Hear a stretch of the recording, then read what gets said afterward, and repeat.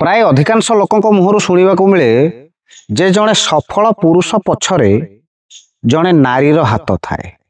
ଆରେ ଭାଇ, ଯଦି ସଫଳ ପୁରୁଷ ପଛରେ ନାରୀର ହାତ ଥାଏ ତାହେଲେ ବାପା ମା କୁଆଡ଼େ ଯିବେ?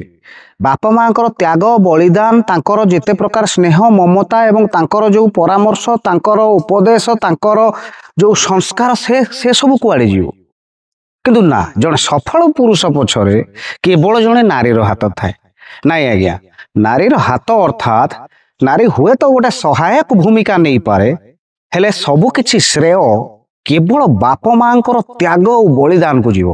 କାହିଁକି ନା ବାପା ମାଙ୍କର ତ୍ୟାଗ ବିନା, ତାଙ୍କର ବଳିଦାନ ବିନା ନିଃସ୍ୱାର୍ଥପର ଭାବରେ ଜଣେ ପୁରୁଷ ବା ଜଣେ ପୁଅ ପ୍ରତି ଯେତିକି ଅବଦାନ ଅଛି, ସେ ଅବଦାନ ବିନା କେବେ କେହି ଆଗକୁ ବଢ଼ିପାରେ ନାହିଁ।